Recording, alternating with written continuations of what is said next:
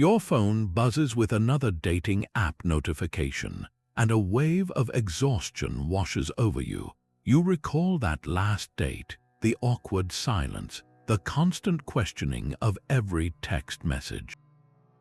It feels like navigating a stormy sea without a compass. But what if you could build an inner anchor so strong that no wave of dating chaos could ever rock you? This is the promise of Stoicism, an ancient philosophy practiced by Roman emperors designed for modern life. In this video, you will discover 25 specific Stoic rituals that forge unshakable inner resilience. These are not abstract ideas, but practical steps to transform your mindset, to make you a rock in the turbulent world of dating. We will explore how a simple pre-date meditation can erase anxiety and how a nightly journaling practice can rewire your emotional reactions. How can mentally rehearsing rejection actually set you free? What one philosophy from 2,000 years ago holds the key to dating with total confidence today? That relentless need for a perfect outcome is what fuels so much dating anxiety. Your first ritual is designed to dismantle that need at its core. We call it the Pre-Date Memento Mori meditation. Memento mori is a Latin phrase that means remember you must die. This is not morbid. It is the ultimate grounding technique. Find a quiet space for just 5 minutes before you leave. Sit comfortably, close your eyes and breathe deeply. Now consciously reflect on a simple truth. This date, like everything in life, is temporary. It has a beginning and it will have an end. The conversation, the laughter, the potential awkwardness, none of it is permanent. Visualize the entire evening as a single, small stone on the vast beach of your existence. This single perspective shift is incredibly powerful. It instantly shrinks the perceived stakes. The fear of rejection loses its grip when you realize that a no today does not define your entire tomorrow.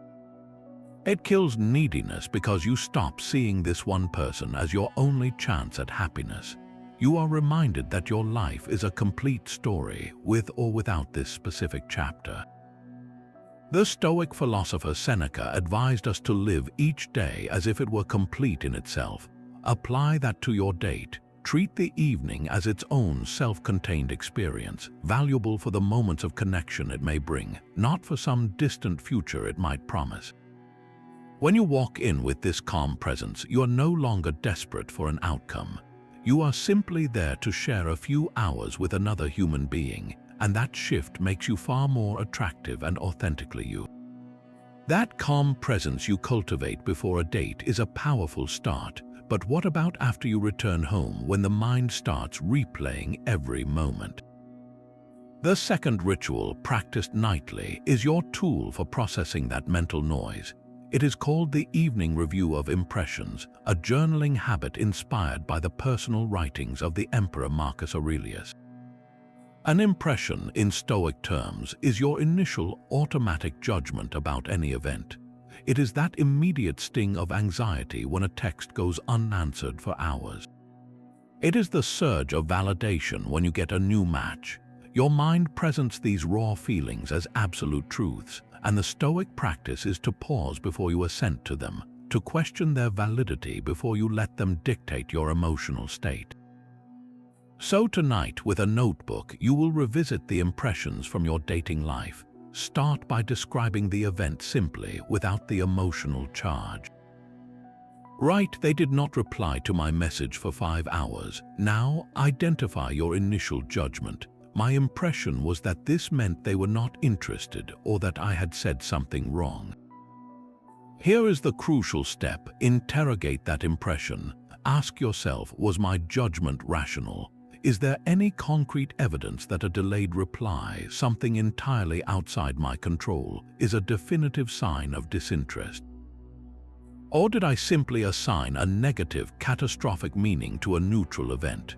You are dissecting your own automated reactions. Perhaps your impression was overly positive, like feeling an intense high from a promising first date. Question that too. Did I assent to an impression of future certainty, building up expectations that set me up for a future fall? By doing this, you are not suppressing your emotions. You are understanding their origin. You are building a layer of self-awareness between an external event and your internal reaction. This nightly review slowly rewires your responses. Over time, you stop being a puppet jerked around by every string of dating chaos. You become the observer who can choose which strings to pull, fostering a resilience that turns emotional turbulence into quiet understanding. That nightly review of your impressions builds a powerful self-awareness, but how do you apply that awareness in the heat of the moment when a dating app silence stretches on or a planned date gets cancelled? Your third ritual is a mental filter you can run every single thought through, a tool that conserves an immense amount of emotional energy. This is the dichotomy of control, and it is the bedrock of stoic resilience. The core idea is brutally simple yet life-changing. Some things are within our power and some things are not. Your peace of mind depends on understanding the difference. To make this practical, we can break it down into three clear categories. First, the things you have full control over. This is your inner world, your character. Your judgments about what is good or bad, your core values, and the actions you choose to take. You control your effort, your honesty, and your intentions. Second are the things you have partial control over. Think of the effort you put into a conversation. You control the quality of your questions and your attentive listening, but you cannot control the other person's engagement level. You control showing up for a date with a positive and open attitude, but you do not control the chemistry that may or may not spark. Finally, and this is the most crucial category, are the things you have zero control over. You cannot control how someone else feels about you. You cannot control whether they reply to your message. You cannot control their past experiences, their mood on a given day, or the algorithms of a dating app. Now apply this filter to a real scenario. You craft a thoughtful, personalized message to someone you are genuinely interested in. That action, the crafting and sending, sits entirely in the first category. It is your virtuous action, your effort, and it is fully within your control. Now the response, or the lack of one, sits firmly in the third category. It is completely outside your control. The moment you send that message, your job is done. The stoic shift happens when you stop emotionally investing in the outcome you cannot command. You redirect all your focus and energy back to what you can control, your own character and conduct. This filter, applied relentlessly, is what makes you a rock. When a date cancels, you acknowledge the disappointment, but you immediately filter it. Their schedule is not yours to control. Your reaction, however, is. You can choose to be gracefully understanding, you can choose to reschedule or move on, and you can control what you do with your newly free evening. This is not about being passive, it is about being powerfully active where it truly matters within your own sphere. By pouring your energy only into what you can influence, you stop wasting it on anxiety over what you cannot. You become less reactive to every gust of wind in the dating world, and more centered in the unshakable knowledge that your worth is determined by your own actions, not by external results. This relentless focus on what you can control frees up immense energy, but what do you do with the outcomes that still sting? The fourth ritual takes that reclaimed energy and directs it toward a radical shift in perspective. It is called amor-fati, a Latin phrase that translates to a love of one's fate. This is not about passive resignation where you merely tolerate a bad date or a painful rejection. It is about actively embracing every single event, especially the difficult ones, as if you had chosen them yourself. The goal is to see each moment, no matter how awkward or disappointing, as a necessary and beneficial part of your unique path. Think of a date that felt like a complete disaster. The conversation was forced, the silences were heavy, and you left feeling utterly deflated. The common reaction is to label it a waste of time, to feel bitterness or embarrassment. Amor-fati asks you to reframe that entire experience. Instead of asking, "Why did this happen to me?" you ask, "What does this make possible?" What did this specific, uncomfortable evening teach you?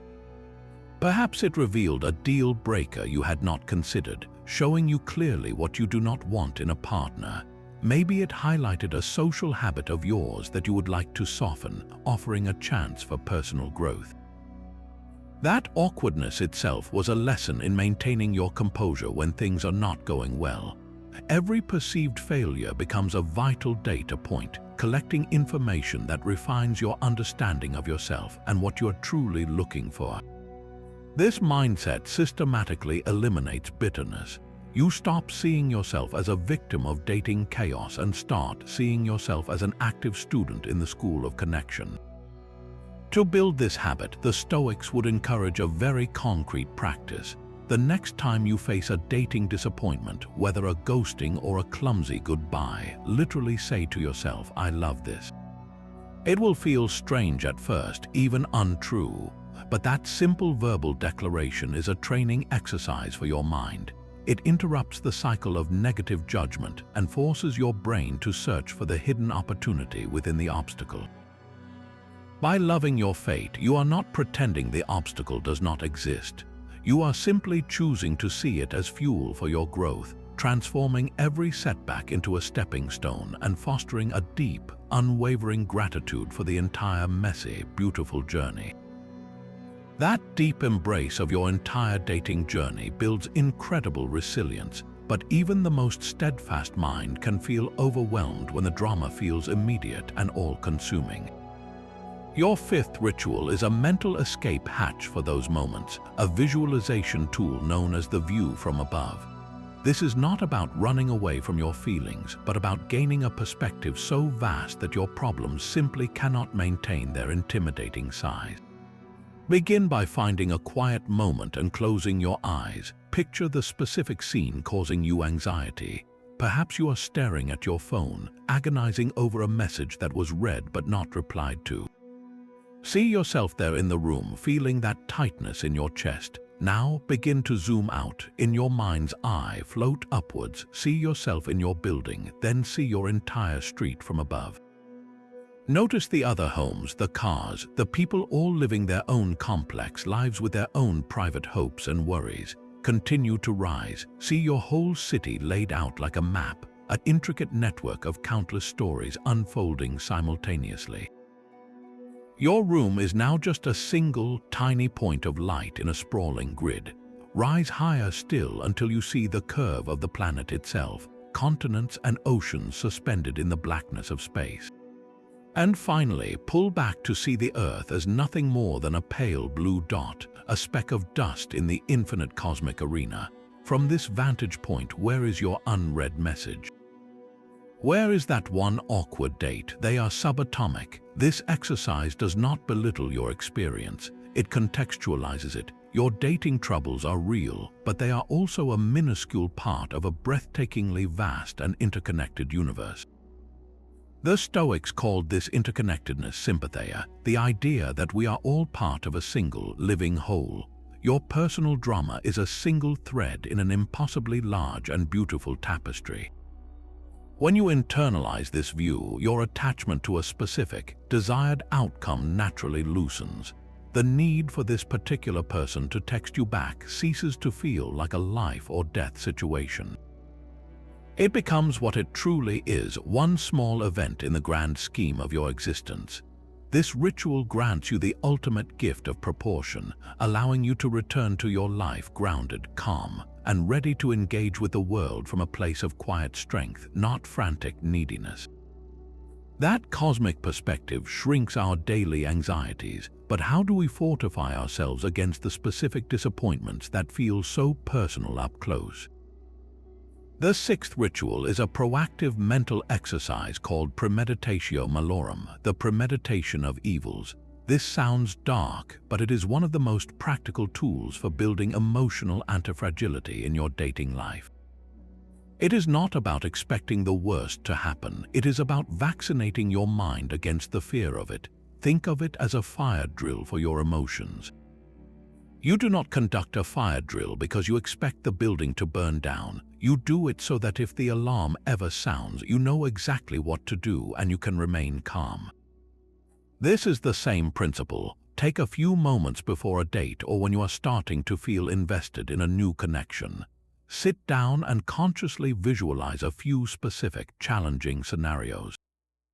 Do not just skim over them, play them out in detail. Imagine your date arrives and is consistently rude or dismissive to the server. See the situation clearly. How would your ideal self respond? You would likely remain polite, finish the encounter with dignity, and recognize that their behavior reflects their character, not your worth. Now visualize sending a follow-up text and receiving only silence, the slow fade into being ghosted. Feel the initial sting, and then picture yourself applying your stoic filters. Their response is outside my control. My value is not determined by their silence. I will focus on what I can control, my own forward motion. Finally, imagine a scenario that can be particularly painful, feeling a strong, genuine connection that simply is not reciprocated. You have a wonderful time, but they do not feel the same spark. Acknowledge the sadness, then mentally accept it. This person was not my compatible match, and knowing this now saves me months of pursuing a one-sided relationship. By mentally rehearsing these potential setbacks, you accomplish two powerful things. First, if any of them actually occur, the event feels familiar, almost routine. You have already walked this path in your mind, so the emotional shock is drastically reduced. You are prepared and therefore undisturbed. Second, and perhaps more importantly, if these things do not happen, you are freed from the background hum of anxiety. You have already faced your fears and accepted the possible outcomes, so you can now be fully present and genuinely enjoy the experience for what it is, without the constant, low-grade dread of what might go wrong. This practice does not attract negative events. It simply makes you immune to their disruptive power, turning potential emotional disasters into manageable situations and building a resilience that does not just withstand chaos but grows stronger from it. Premeditating potential disappointments builds a remarkable immunity, but where does that immunity lie? It resides in your seventh ritual, the cultivation of what the Stoics called your inner citadel. This is not a physical place, but a powerful metaphor for your mind, envisioned as an impenetrable fortress. Think of it as your psychological headquarters, a space of absolute calm and clarity that no external event, no unreturned text or cancelled plan can ever truly breach.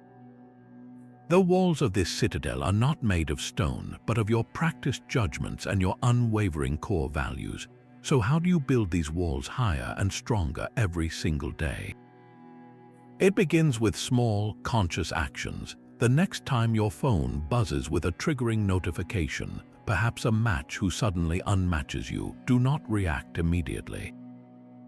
Place the phone down and take 3 mindful breaths. Inhale slowly, and as you exhale, remind yourself that this event is an external impression. It has no power to enter your citadel unless you grant it permission by assenting to a catastrophic story about what it means. This tiny pause is the daily maintenance of your fortress gate. Another practice is to reaffirm your core values before you even open a dating app. Sit for a moment and consciously state your intentions to yourself. My self-respect is not negotiable. I will engage with kindness and honesty. I am seeking a genuine connection, not just validation. By doing this, you are posting your personal guard at the gate. You are deciding the terms of your engagement before the chaos of swiping and messaging even begins. This ritual is profoundly misunderstood. Building an inner citadel is not about constructing walls to keep people out, making you cold or detached. It is about fortifying the central core of your self-worth so that it becomes completely independent of dating outcomes.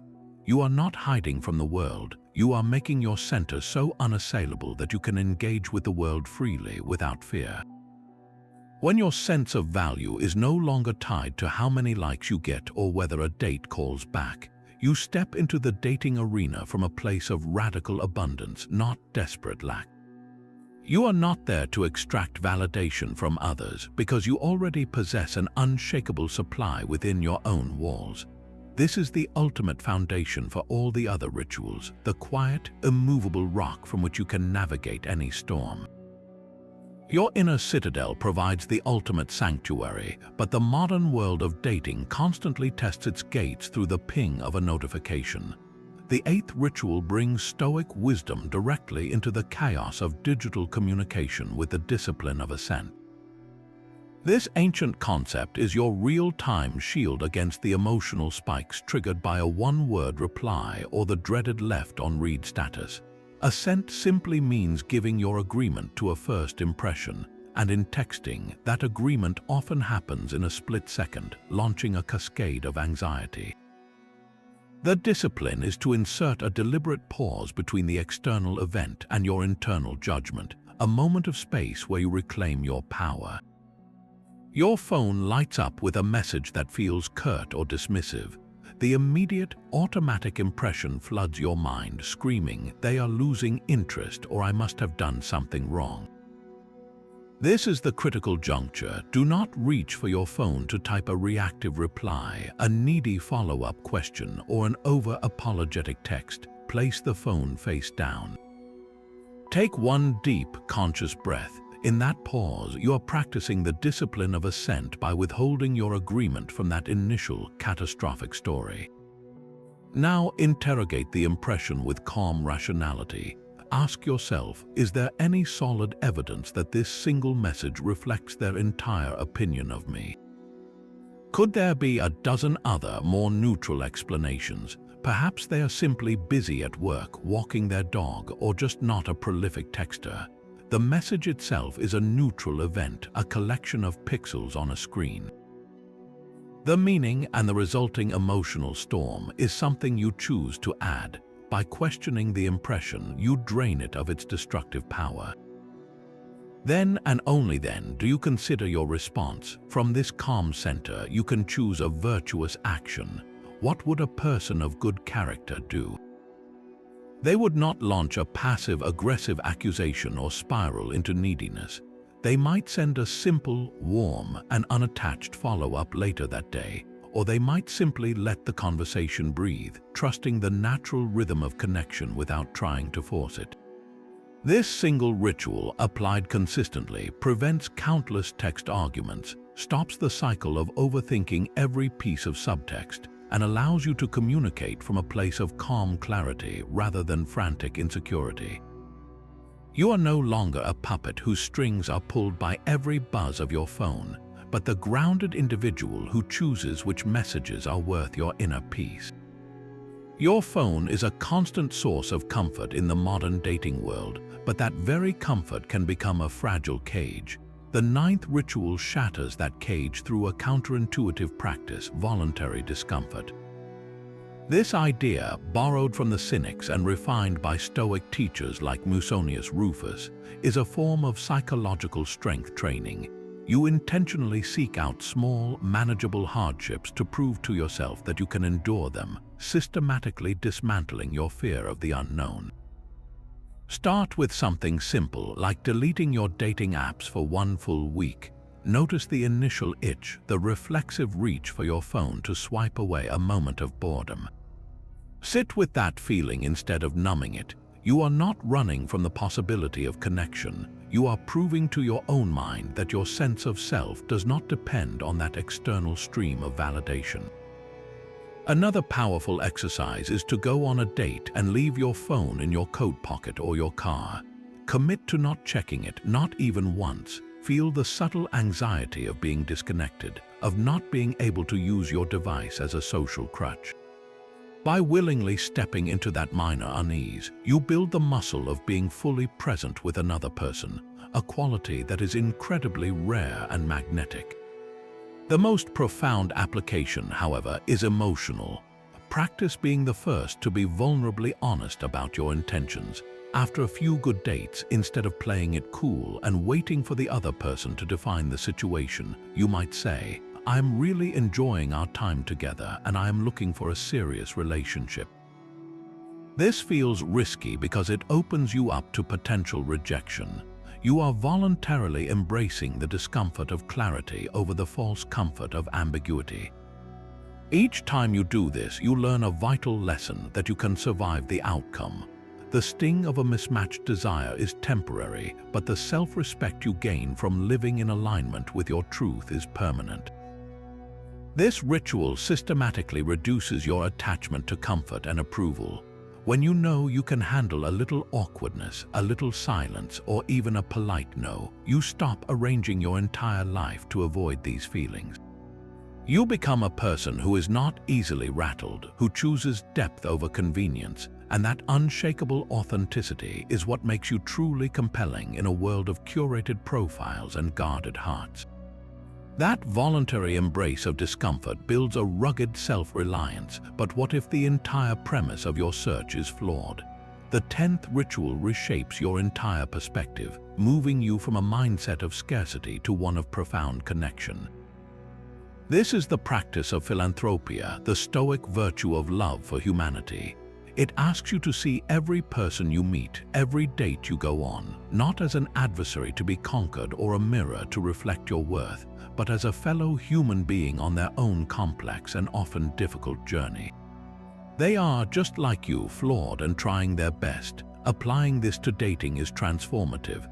When you scroll through profiles, instead of judging each photo and bio for how well it might serve your needs, try to see the human behind the screen. This person has known joy and heartbreak. They have insecurities, hopes, and a history you know nothing about. They are showing up just as you are, hoping to find a connection in a world that can feel incredibly lonely. This mindset immediately drains the tension from a first encounter. You are no longer two performers auditioning for a role in each other's lives. You are two travelers meeting on the same road, sharing a conversation to see if your paths might align. The interaction becomes more genuine, less transactional, because you are genuinely curious about the other person's journey, not just their potential to become your partner. This is where philanthropia becomes your ultimate tool for releasing bitterness after rejection. When someone tells you they are not feeling a romantic connection, your default philanthropia response is not to take it as a personal indictment. It is to see it as a simple misalignment of paths. You can genuinely wish them well, hoping they find the happiness they seek, because you understand they are simply being true to their own journey, just as you must be true to yours. This does not mean you will not feel a pang of disappointment, but it prevents that disappointment from curdling into resentment. You free yourself from the heavy burden of carrying anger towards every person who did not choose you. By loving mankind, you stop needing every single individual to love you back in the specific way you desire.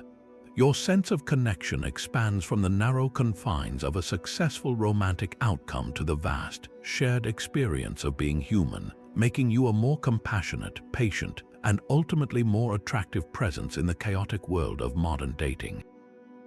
The ghosting stings, the boring date drags on, and the immediate reaction is to see these as pure failures, roadblocks on your path to connection. But the 11th ritual flips this entire script with a powerful mantra: the obstacle is the way. This is not a motivational platitude, it is a practical ritual for reframing every single dating setback into a direct path for your growth.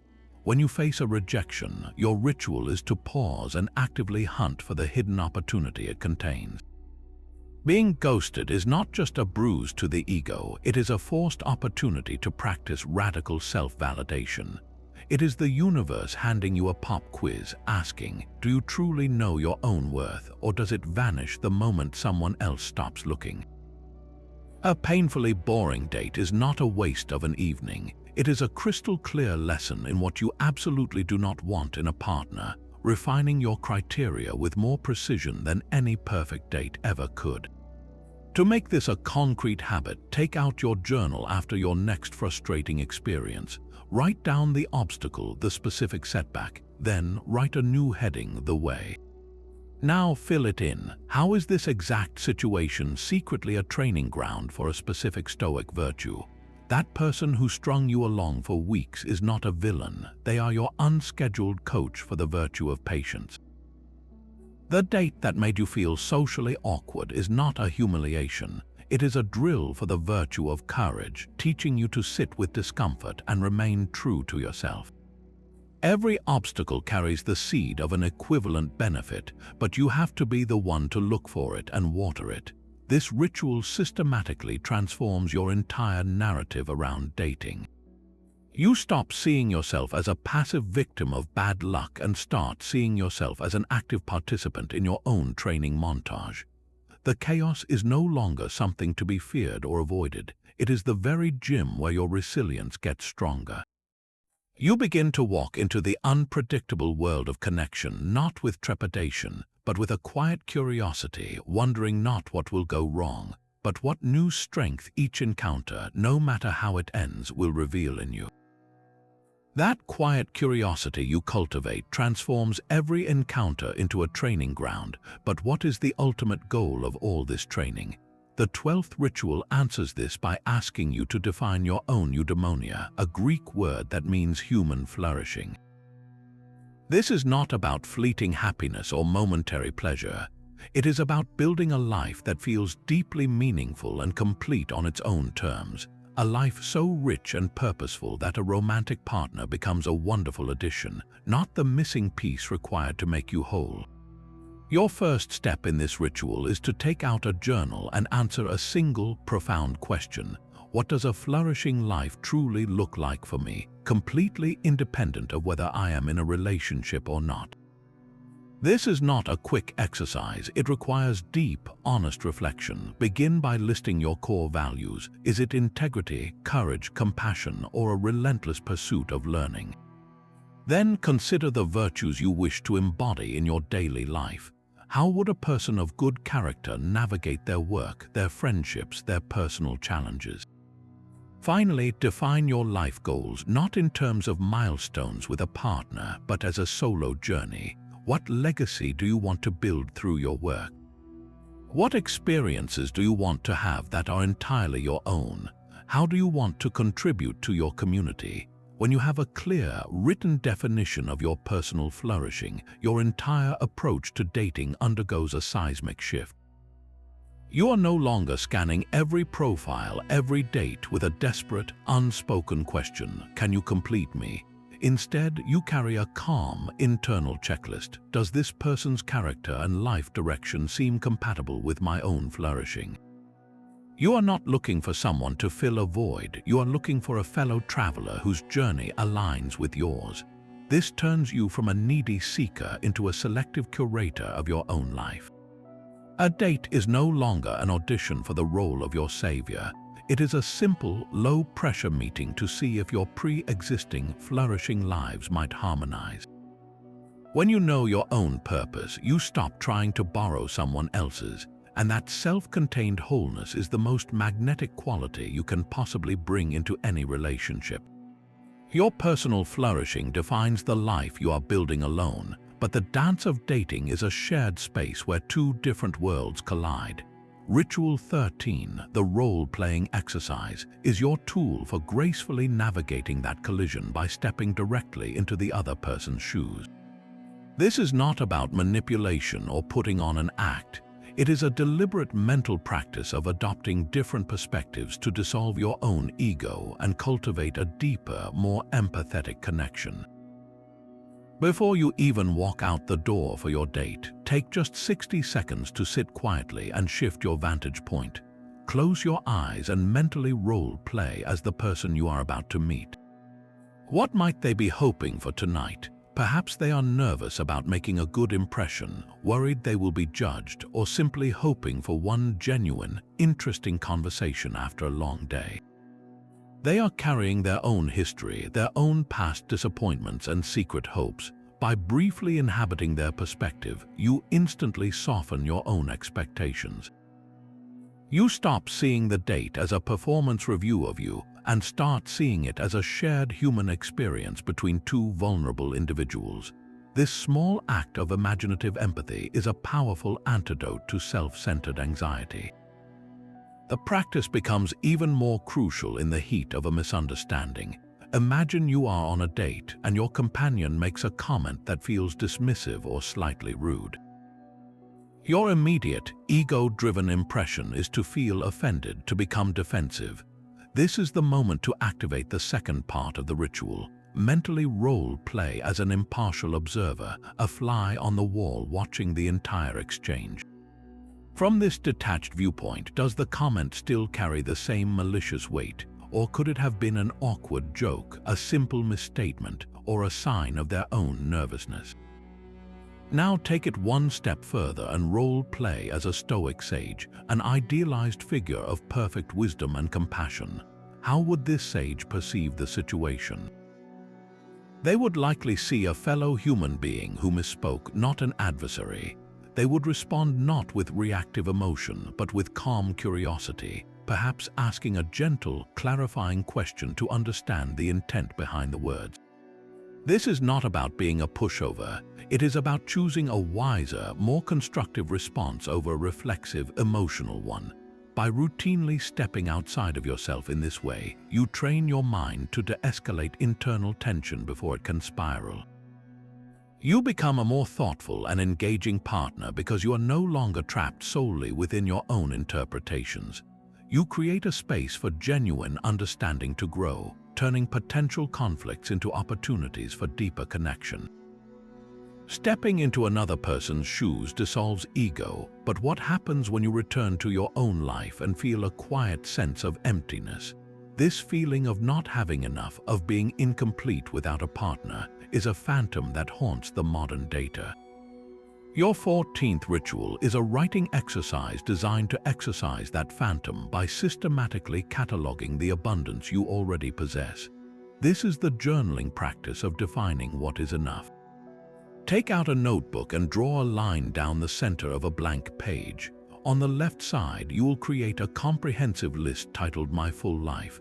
This is not a quick gratitude list.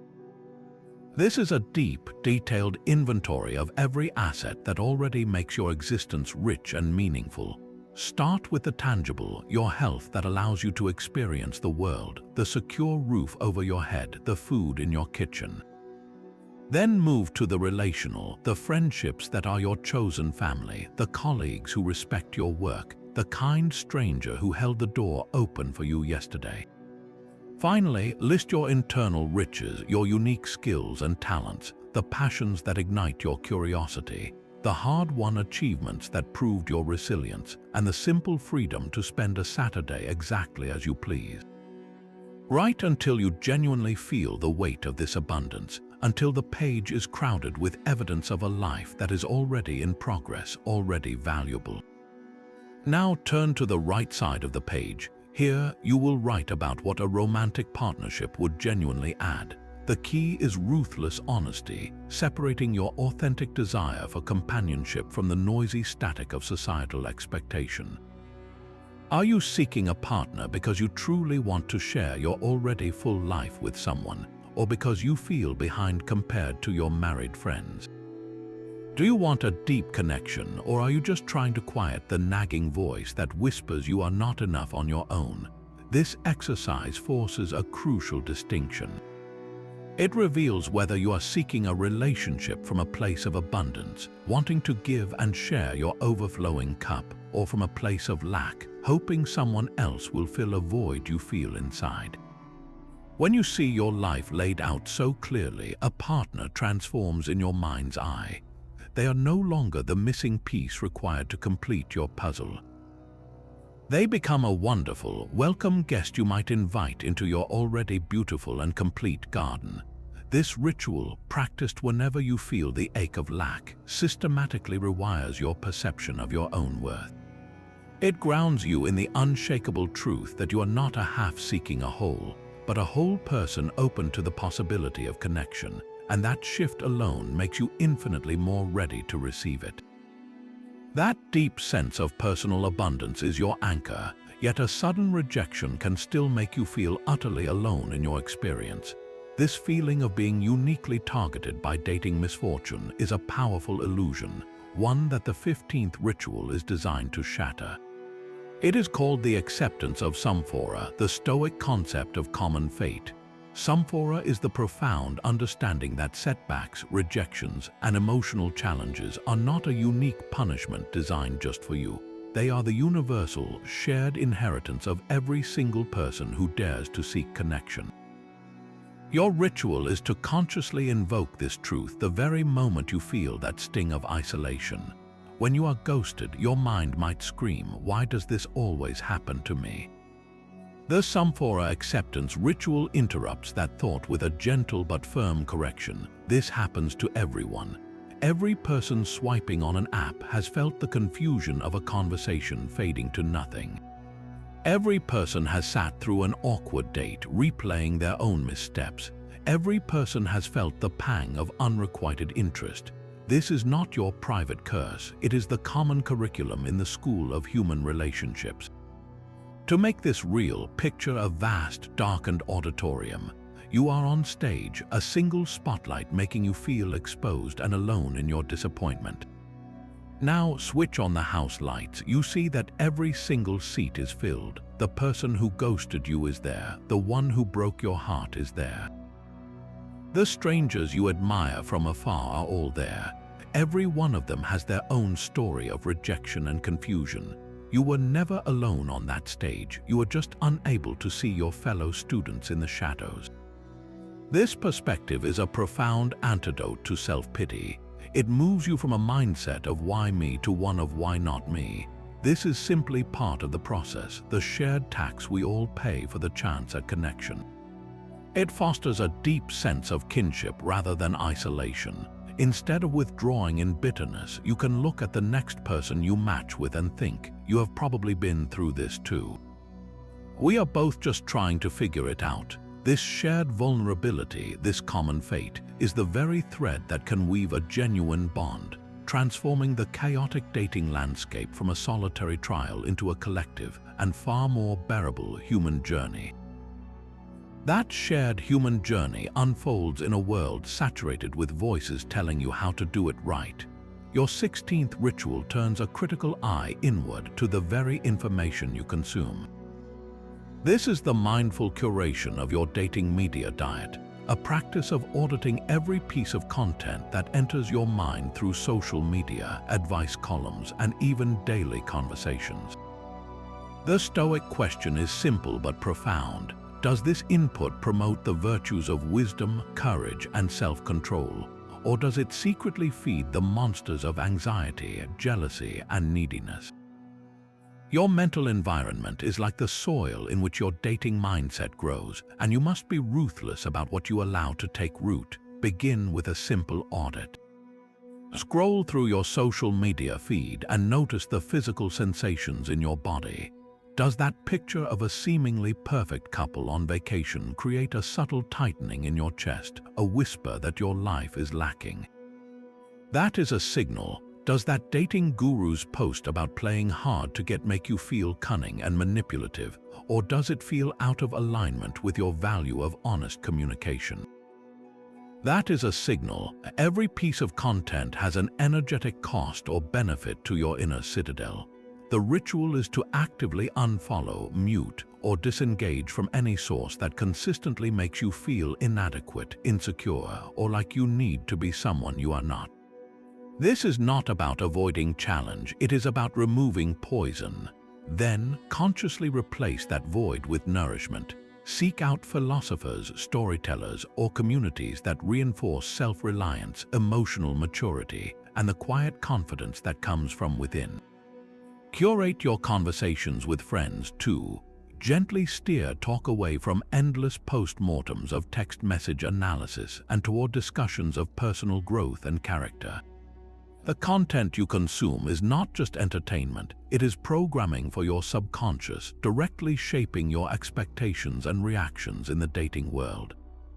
By taking control of your mental diet, you stop letting external noise dictate your internal state, and you create a sanctuary of thought that supports the resilient, unshakable rock you are becoming. Curating your media diet builds a fortress around your mind, yet the most subtle threats are the ones that slip through the gates unnoticed. Your 17th ritual, prosach, is the practice of posting a permanent guard at those gates. This ancient Stoic concept translates to attention, a continuous, gentle vigilance over your own inner world. It is the art of being the watcher of your own thoughts, the one who notices the storm before it sweeps you away.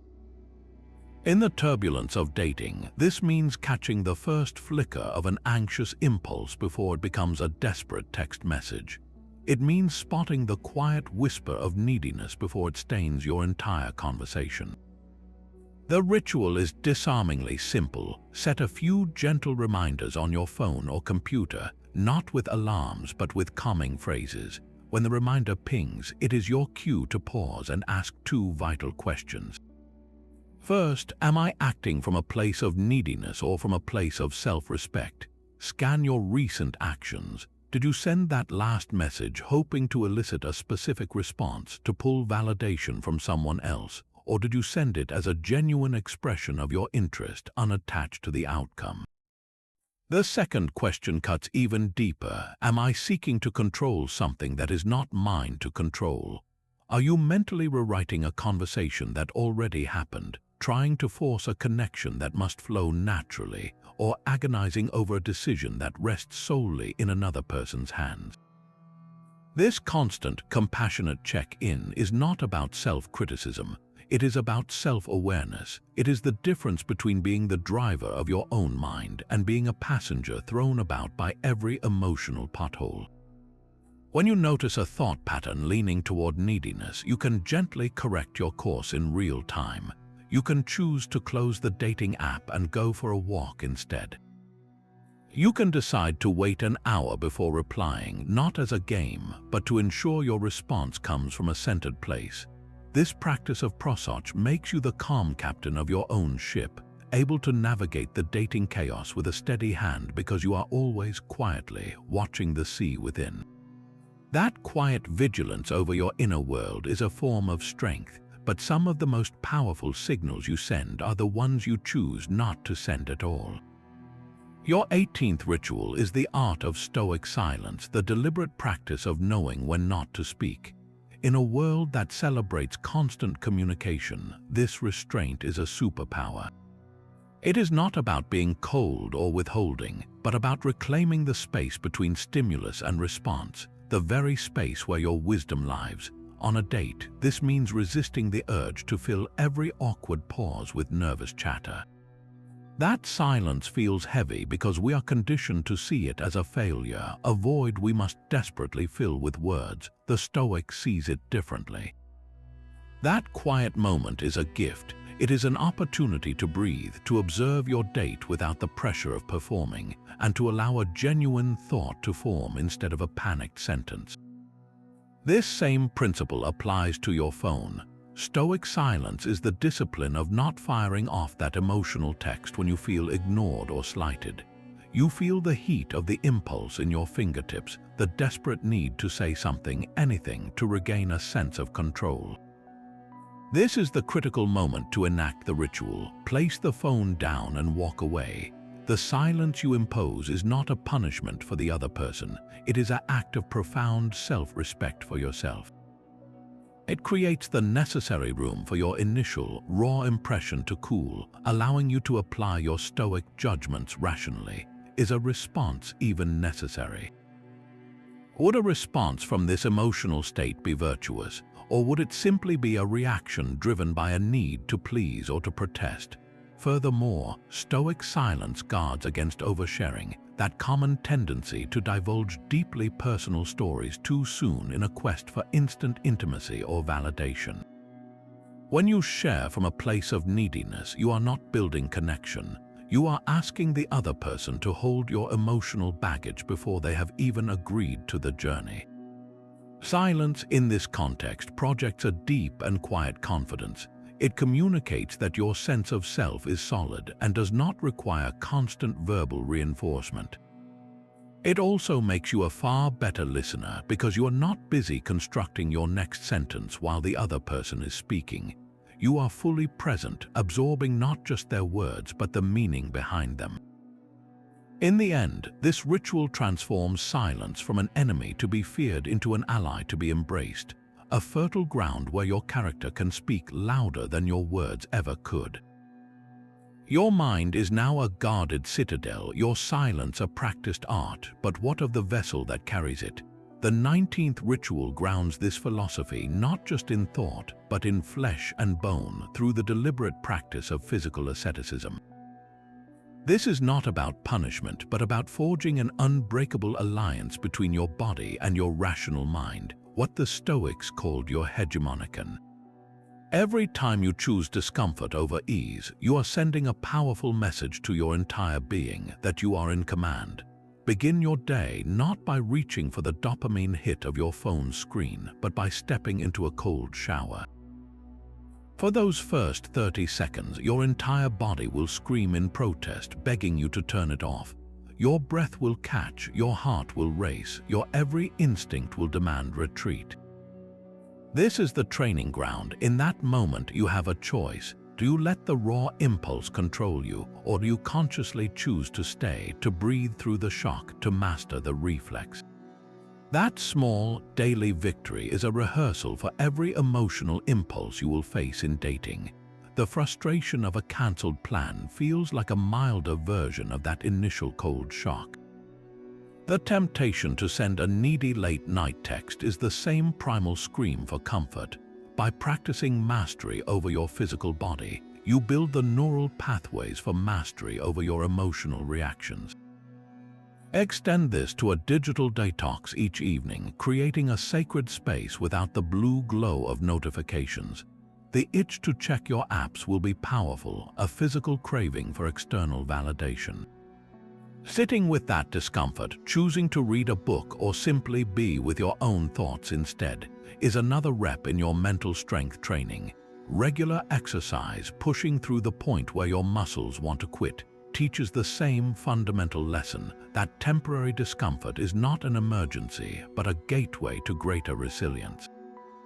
A disciplined body does not create a rigid mind, it creates a calm and responsive one. When your physical self is trained to obey your rational choice, the chaotic temptations and frustrations of dating lose their power to hijack your peace. You no longer feel compelled to react to every provocation because you have already proven to yourself in a dozen small ways each day that you are the one in control. That disciplined body houses a mind capable of drawing clear, compassionate lines around your heart. Your 20th ritual provides the map for those boundaries through an ancient visualization known as the circles of concern. Picture your life as a series of concentric rings, like the ripples from a stone dropped in a calm pond. At the very center, the innermost circle, is you, your mind, your judgments, your fundamental well-being. This is your sovereign territory, your inner citadel. The next ring out holds your immediate family and closest loved ones. Beyond that, your circle of close friends, then your local community, your city, and finally, the outermost ring encompasses all of humanity, every single person. Now, place the people in your dating life onto this map. A new match or a first date begins in that outermost ring among the vast sea of humanity. They are a stranger, and you hold a general goodwill for them as a fellow human. As you get to know them, as you share conversations and experiences, the ritual is to consciously visualize drawing them gently inward, one circle at a time, closer to your center. This is an active process fueled by growing empathy and discovered shared values. But here is the crucial part of the practice: you never, ever surrender your own center to make room for them. Your core self remains intact, the stable point from which all the circles emanate. This visualization creates a profound shift in how you relate. It allows you to care deeply for someone you are dating without enmeshing your identity with theirs. You can feel empathy for their struggles without feeling responsible for fixing them. You can celebrate their joys without mistaking their achievements for your own. This is the foundation of a truly interdependent relationship, not a dependent one. In a dependent dynamic, two people cling to each other from a place of lack, like two hands grasping, each afraid to let go. In an interdependent relationship, you are like two strong trees standing tall and separate, but with roots that have grown to intertwine underground, offering mutual support while each continues to reach for the sun on their own. When you hold this map in your mind, you naturally maintain healthy boundaries. If someone proves to be inconsistent or unkind, you do not explode in rage or crumble in despair. You simply and calmly visualize them moving back out to a more distant circle where their actions cannot disrupt your inner peace. This ritual transforms care from a chaotic entanglement into a mindful, graceful dance, allowing you to connect deeply without ever losing the unshakable ground you stand on. Holding someone in a distant circle of care is a practice of wisdom, but wisdom deepens when you find value in every encounter, no matter how brief or disappointing. Your 21st ritual is the daily practice of gratitude for the lesson in every single interaction. This is not about slapping a fake smile on a bad date and pretending you are happy. It is about performing a deliberate, nightly search for one specific, genuine piece of value to be thankful for from your dating life that day. On a day you were ghosted, your gratitude is not for the ghosting itself, but for the crystal-clear closure it provided. You can write, "I am grateful for the unambiguous no that just saved me 3 months of emotional investment and confusion." This reframes the event from a personal rejection into a strategic gift of time and clarity. After a date filled with awkward silences, your point of gratitude might be for the reminder of how much I value easy, flowing conversation, sharpening your understanding of a true compatibility need. Even a simple, uneventful day on the apps offers a lesson. I am grateful for the patience I practiced today by not desperately swiping right on everyone, reinforcing my commitment to selectivity. The magic of this ritual is not in the event you are appreciating, but in the mental filter it forces you to apply. You are training your brain right before sleep to scan the chaos of the day, not for evidence of your failure, but for hidden gems of growth and data. It systematically dismantles the story that a bad date was a waste, revealing it instead as a crucial piece of your personal puzzle. Over time, this practice rewires your entire emotional relationship with the search for connection. The process stops feeling like a desperate striving for a specific outcome and starts to feel like a continuous and often fascinating curriculum in human nature and self-discovery. You begin to approach each new match not with the anxious question, "Will you like me?" but with a quiet curiosity, wondering, "What will you teach me about myself today?" Your mind is a relentless movie projector, constantly flashing images onto the screen of your thoughts.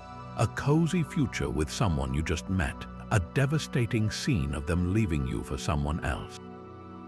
These are not just idle daydreams, they are what the Stoics called fantasiae, the mental impressions that arrive unbidden and instantly color your emotional world.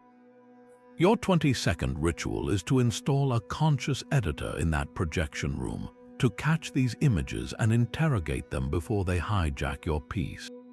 The process is disarmingly simple but requires immediate action. The moment you notice a powerful mental picture forming, whether it is an idealized fantasy or a catastrophic fear, you pause and ask it 3 direct questions. First, is this true? Look at the idealized image of your perfect future with this new person. Is it based on the real, complex human being you have shared a few conversations with, or is it a collage of your own desires and societal fairy tales projected onto a blank screen? The image is almost certainly not true. It is a pleasant fiction your mind has created. Now, look at the catastrophic image, the one of you sitting alone and forgotten. Is that a guaranteed future, or is it a fear based on a temporary feeling of loneliness? That image is not true either. It is a worst-case scenario your anxiety has conjured. The second question is this helpful? Does fantasizing about a future with someone you barely know actually bring you closer to them? Or does it set you up for disappointment when reality fails to match your elaborate script? Does picturing yourself alone make you more proactive and open to connection? Or does it just make you sad and withdrawn, ironically creating the very isolation you fear? The final and most crucial question is this within my control? You cannot control the movie your mind starts playing, but you absolutely control whether you buy a ticket, sit down, and watch the whole feature. You cannot stop the image of rejection from appearing, but you can control whether you assent to it as an inevitable truth. By deconstructing these fantasiae, you are not trying to stop your imagination, you are reclaiming your sovereignty over it. You learn to observe the fantasy of a perfect partner and smile, acknowledging it as a pleasant daydream without mistaking it for a plan. You can notice the fear of dying alone and gently label it, there is that old story again, before letting it pass like a cloud. This ritual frees you to engage with the raw, unedited reality of your dating life, to see people as they truly are, and to respond to situations based on what is actually happening, not on the terrifying or beautiful movies your mind is so talented at producing. Your mind's projector is now under your conscious control, but what is the ultimate film you want to be starring in? The 23rd ritual redefines the entire purpose of your dating journey, framing it not as a hunt for a specific outcome, but as an arena to practice and display the 4 cardinal virtues of Stoicism. Your daily intention shifts from getting a date or finding a partner to a far more profound goal, acting with wisdom, courage, justice, and temperance in every single interaction you have. Wisdom is your ability to make sound judgments. This is the practical application of all the filters you have been building. Before you send a message, you pause and ask, is this a wise use of my energy? Is my judgment about this person based on clear evidence or on a fleeting impression? Wisdom is choosing to walk away from a dynamic that feels chaotic, not out of fear, but from a clear-eyed assessment that it is not conducive to your peace. Courage is not the absence of fear, but the willingness to act rightly despite it. It is the virtue you practice when you choose to be vulnerably honest about your feelings, risking rejection for the sake of authenticity. It is the courage to set a firm boundary when someone disrespects your time, and the quiet courage required to simply be yourself without the mask of who you think you should be. Justice in the Stoic sense extends far beyond fairness. It is about treating every person you encounter with fundamental respect and recognizing their inherent dignity. It means you do not ghost someone because it is the easy way out. You communicate with clarity and kindness even when delivering a difficult message. It is giving each new person a clean slate, free from the baggage of your past disappointments. Finally, temperance is the masterful management of your desires and impulses. It is the discipline that stops you from blowing up someone's phone with a dozen messages. It is the restraint that allows you to enjoy the thrill of a new connection without becoming addicted to the high, and the self-control to walk away from a purely physical attraction that you know would lead to emotional turmoil. When you make this your ritual, your entire focus locks onto the one thing you truly command, your own character.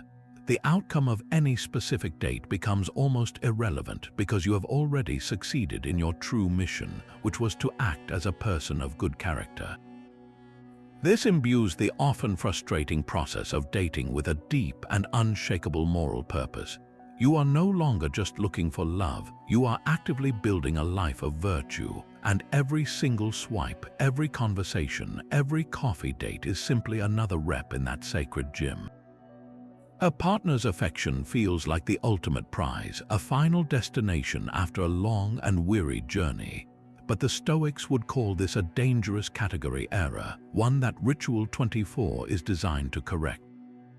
This is the weekly audit of the indifference. In Stoic philosophy, an indifferent is anything that is not inherently good or evil because it lies outside your complete control. Your health, your wealth, your reputation, and yes, even whether you are in a relationship, all fall into this category.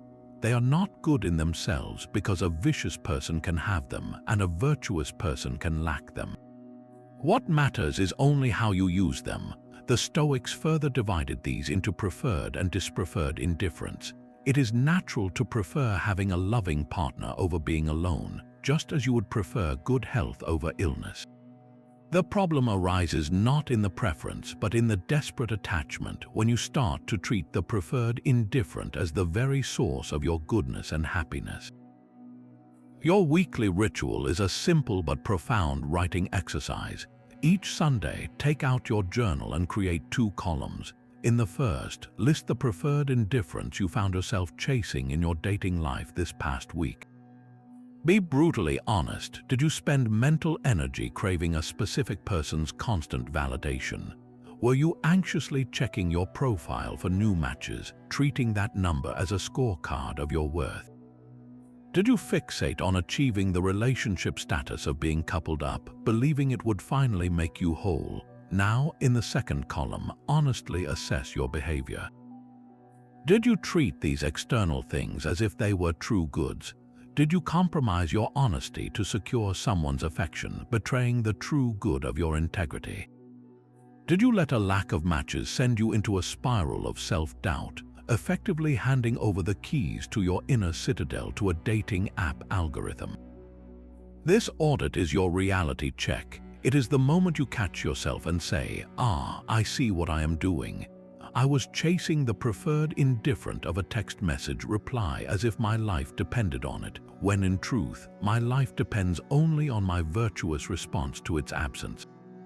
This practice systematically severs the illusory link between external acquisition and internal peace.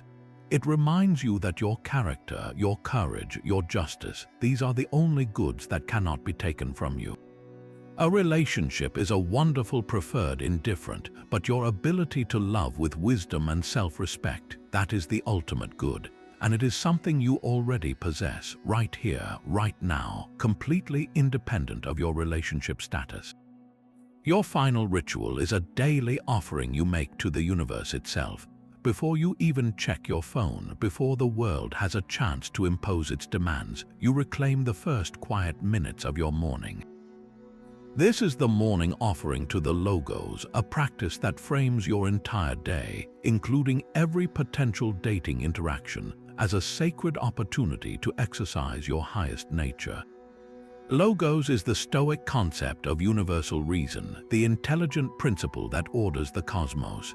Your offering is not a prayer for specific outcomes, but a conscious dedication of your own small piece of that reason, your own mind to virtuous action. Sit quietly and bring your intention into focus. Silently state your offering. Today, I will meet every person and every event with reason and virtue. I offer my efforts in dating not as a quest for validation, but as a field to practice courage, justice, and wisdom. I acknowledge that I will encounter moods I cannot change, responses I cannot control, and outcomes I did not expect. My only task is to meet them all with acceptance and integrity. This ritual is your ultimate grounding wire. It sets your internal compass to true north before you step out into the magnetic chaos of modern connection. When you offer your actions to the logos, you are actively choosing your role. You are no longer a passive leaf blown about by the winds of another person's interest or disinterest. You are an active, willing participant in the grand human drama, a contributor of reason to a world that often feels anything but reasonable. This transforms the entire nature of your search. A potentially awkward first date is no longer a test but a chance to practice the virtue of kindness. A difficult conversation is not a threat, but an arena to display courage and honest communication. Even solitude becomes a fertile ground for the virtue of self-sufficiency. By starting your day with this offering, you build an unbreakable thread between your deepest philosophical understanding and your most mundane daily actions. You walk into the world already complete, already virtuous, already enough. And from that unshakable place, you are finally ready not just to find love, but to build it on a foundation that no chaos can ever erode. This collection of rituals is not a shield to hide behind, but a forge to strengthen your core. We have journeyed through 25 practices, from the pre-date memento mori to the morning offering to the logos, not to erase your emotions, but to build a foundation so solid that no wave of dating chaos can knock you off your feet. The goal was never to become a stone, cold and unfeeling, but to become a rock, grounded and unshakable, capable of experiencing the full depth of human connection without being drowned by its turbulence. The central thread weaving through every ritual is a radical shift in focus, pulling your energy away from the external outcomes you cannot command and pouring it into the one thing you truly can, your own character and your chosen actions. It is about reframing every obstacle, every ghosting, every awkward goodbye, not as a failure, but as the very way forward, the raw material for your growth. Ultimately, it is about making your primary mission not finding the perfect partner, but acting with wisdom, courage, justice, and temperance in every single interaction. You are not here to win the game of dating. You are here to play it with virtue, regardless of the final score. This transformation does not demand you master all 25 rituals at once. That very thought contradicts the Stoic virtue of temperance. Your journey begins with a single, conscious step. Choose just one practice that resonated with you today. Perhaps it is the evening review of your impressions or the simple filter of the dichotomy of control. Maybe it is the powerful perspective of the view from above.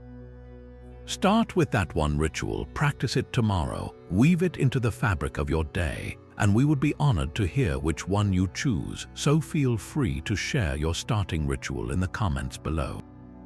As you take this step, carry with you the final, timeless reminder from the Emperor Marcus Aurelius, a truth that now holds new meaning for your path ahead.